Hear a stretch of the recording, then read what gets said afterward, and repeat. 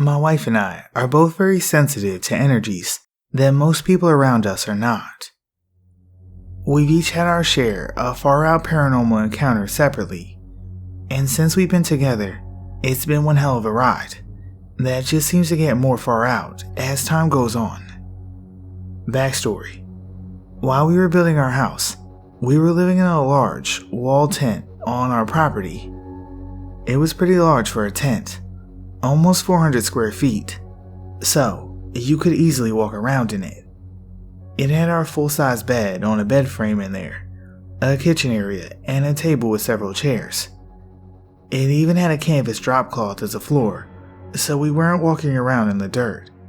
And I had the sides folded in and weighted down all the way around, as well as staked down to keep any critters out. Apart from a couple of flies and one or two spiders, it did the trick. At the time, I was doing freelance handyman and repair work during the day and building our house in the evenings.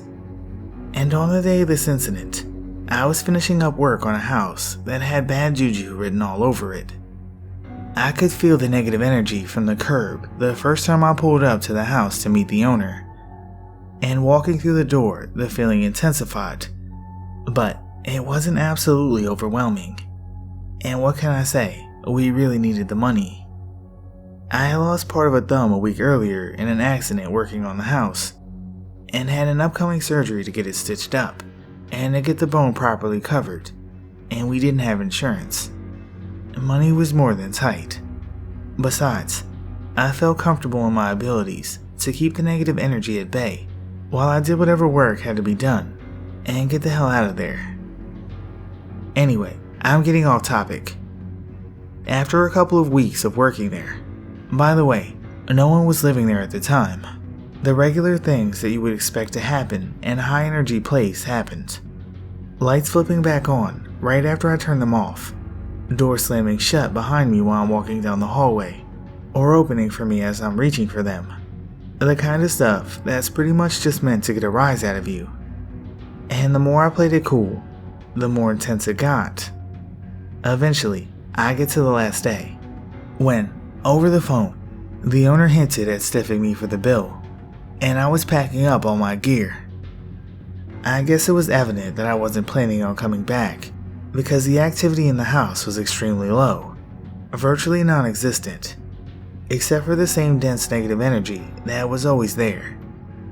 But now more than ever, I felt like I was being watched. Not just watched, but stared at, like something was focusing on me with everything it had. Everything up until this point had been weird, but it was only your everyday kind of weird. The kind of weird that people who don't want to accept it can still somehow find logical excuses for. They'll say there was a draft or faulty wiring, really big mice in the walls, etc. The next thing that happened was the first thing in the house that genuinely spooked me. As I walked through the living room to the front door to leave for good, tool bucket in hand, I passed the only hallway in the house on my right. As I looked down the hallway to double check that I had turned off all the lights, I saw something that I didn't want to believe. At the end of the hallway, about 20 to 30 feet away from me, sat a huge black dog. Its head was following me as I walked past the hallway. When I say huge, I mean massive, like my head would have fit inside of its mouth. My prior experience with manifestations like that have taught me to give it as little energy as possible, and that you're better off acting like you hadn't noticed it.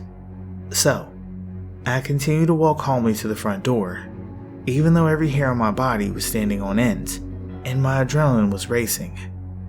I stopped at the front door inside the house, turned around, and addressed the house and everything within it, stating that as I left the house, nothing was welcome to follow me. I drove home, and that was that. I didn't tell my wife because I didn't want to worry her. We had enough going on at the time without bringing up things that I felt had already been addressed. So, fast forward to later that night. My wife and I are fast asleep in bed. I'm torn out of sleep by my wife's terrified gasp, and being in a canvas tent in the middle of nowhere, I was already on edge. In the first split second of being awake, I see my wife sitting upright in our bed, still in the process of gasping, while our dog, who had been sleeping next to her, ran, barking and snarling like a lunatic, and jumped off the base of the bed, between us and the door. I still hadn't seen what was terrifying them, but leapt out of the bed while shouting at our dog, "Bed!" He's a little guy, and his job was to let me know about the boogeyman, not to fight it himself, and landed between the dog and the entrance to our tent. The entrance, which was not only still zipped up and buckled up tight, but staked to the ground in multiple places as well, as I did every night. As my feet hit the ground, I stood almost face to face with a massive black dog. It was sitting in front of the doorway, and as I landed and looked it in the eyes, I was filled with nothing short of absolute rage.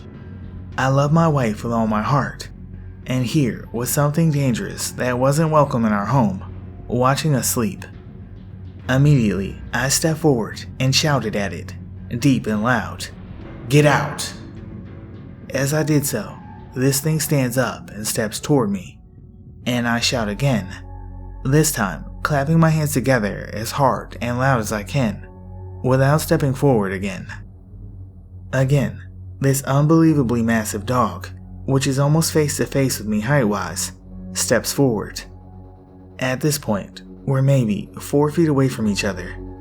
It hasn't ran off, and it's clear that this thing could easily kill us both if I let it.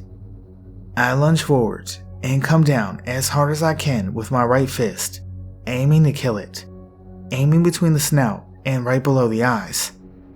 And just like that, ready to get torn to ribbons by this thing, I go right through it, and it's just gone. I'm completely shocked and spin around to see if, somehow, it slipped past me to my wife and dog. Then, I unzip the very bottom of the front of our home, rip the stakes from the earth, and run a few steps out into the night, looking every direction for the thing. The moon is out, and I've got excellent night vision, but I can't see any sign of it, and nothing is moving. I can't smell it, nothing. So, after a minute, I run back inside to make sure my wife is okay. She's still sitting straight up in bed, eyes wide open, but she's okay, and the dog is tense as hell. I finally felt my thumb screaming in pain, and pouring blood at this point. The bone was still exposed, waiting for surgery, and the heavy bandage had gotten knocked off at some point. My heart rate is calming down, and I asked her what she saw while I'm trying to stop the bleeding again with paper towels. Now, we're both extremely logical people, despite all the weird shit we've seen. No matter how much paranormal stuff you've seen, you can't fall down the rabbit hole, and it's still safe to assume that the vast majority of weird shit you experience can be explained logically, and that's the way we both view it.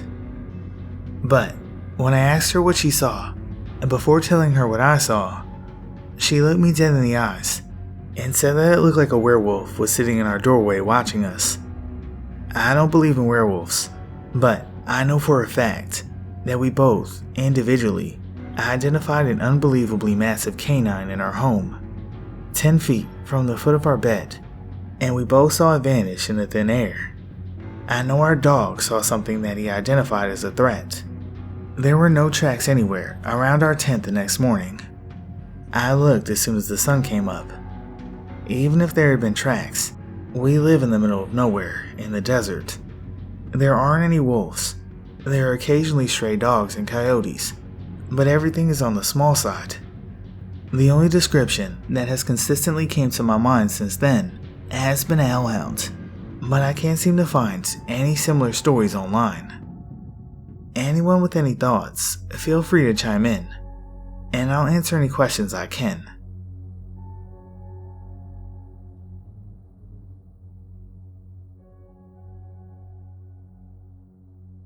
One day, when I was very bored, I just started downloading some random apps, and for whatever reason, I decided to download a ghost scanner. I knew it was fake, but I wanted to see if I could get some funny replies out of ghosts. Well, I started to notice that It had been a bit since a ghost had appeared, so I turn around towards my TV, and my phone says it has picked up a ghost, directly on top of my TV. My TV then proceeds to turn on, even though I was nowhere near the remote. Also, it was an older TV, so it couldn't have been controlled by someone through their phone. I see no explanation other than the supernatural.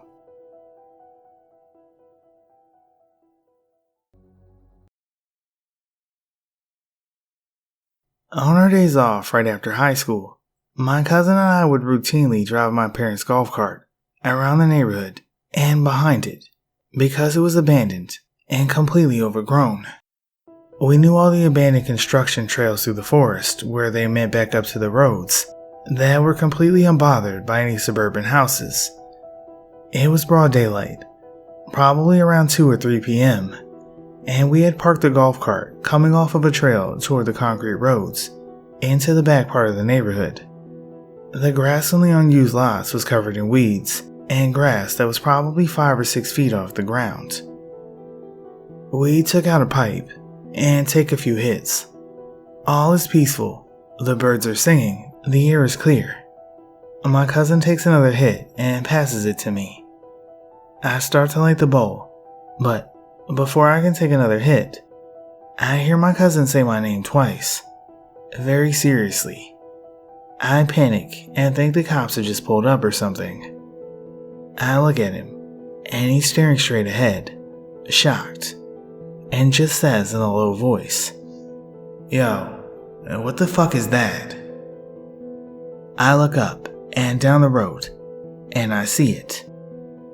It's a little man, peering out from the grass on the left side of the road, about 20 feet away. It looks like a naked humanoid, completely covered in mud, and crouched down as low as a person can go, while still being mobile. It's not human, but it's human-shaped. With both of us staring at this creature, he backs up slightly, and then, it still disturbs me to remember this, runs faster than humanly possible across the concrete road and into the grass on the other side. It was like a human moving as fast as an insect does when it panics. Imagine crouching down as far as you can without falling over, and then sprinting. This thing appeared to do just that. No words were needed. I disengaged the parking brake and gas it. We drive all the way to the front of the neighborhood, to the community center area, probably a mile away, and decide we should probably just go home. Lots of frustrated "what the fuck was that's" followed, because there was no rational explanation at all. We still talk about that story all the time. Funny enough, about a year ago, my parents moved to a bigger house, about 100 feet from where this happened, once the neighborhood started building back there again.